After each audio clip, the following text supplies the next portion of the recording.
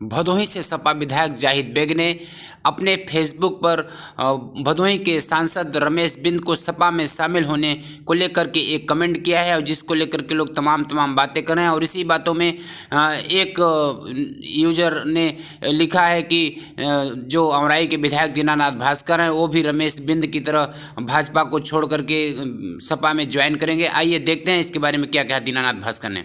मैं भारतीय जनता पार्टी का एक सिपाही हूं और भारतीय जनता पार्टी में जी रहा हूं, भारतीय जनता पार्टी में मरूंगा। ये भी मैंने पहले घोषणा किया था कि भारतीय जनता पार्टी के झंडे में ही मेरा शव लपेटकर अंतिम संस्कार किया जाएगा।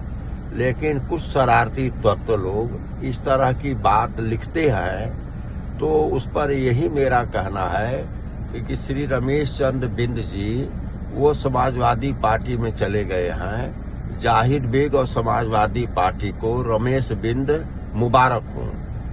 हमें ऐसे व्यक्ति को अपने साथ रखने की जरूरत नहीं है।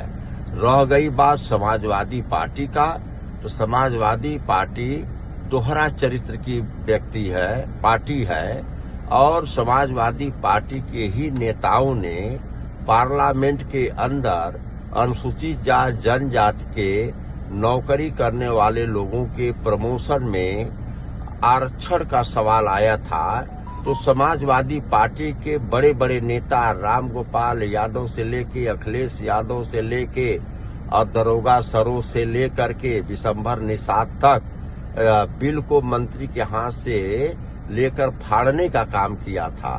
तो यह दलित विरोधी लोग हैं और इन्हीं के एक पूर्व प्रदेश अध्यक्ष ने कहा था कि डॉक्टर अंबेडकर का संविधान लिखने में कोई योगदान नहीं रहा है।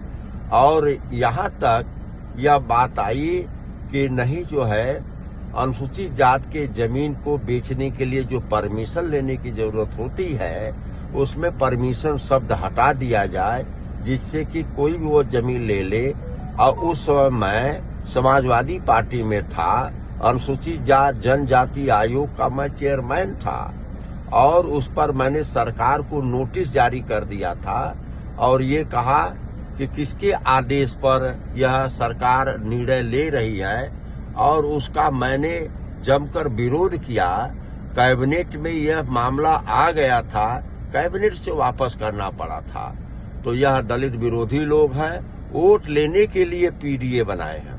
माने पिछड़ा और अकलियत और दलित, पीडीए का मतलब ये हुआ।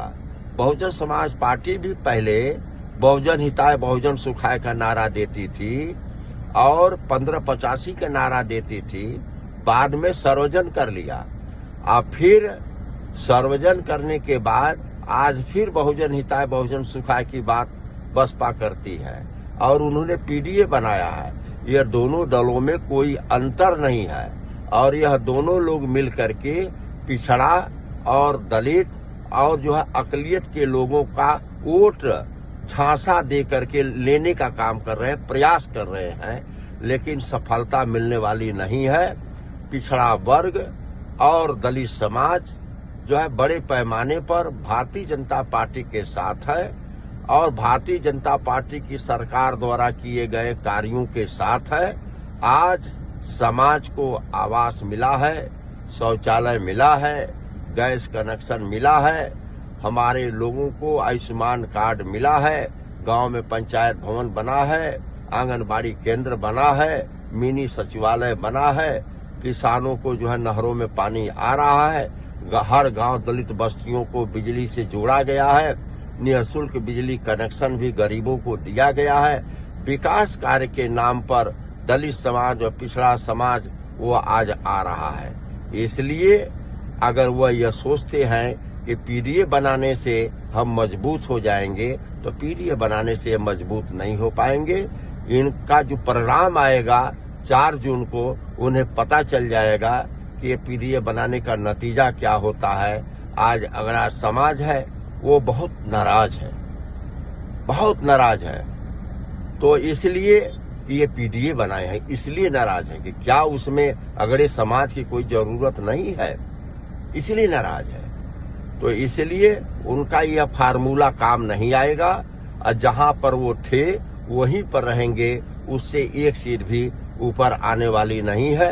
रमेश चंद्र बिंद का जो कर्तव्य रहा है वह भदोही के लोगों ने देखा है और मझवा के लोगों ने देखा है, और पूरा लोकसभा मिर्जापुर देखेगा।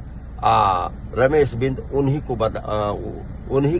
को मुबारक हो। हमें ऐसे लोगों की जरूरत नहीं है। धन्यवाद।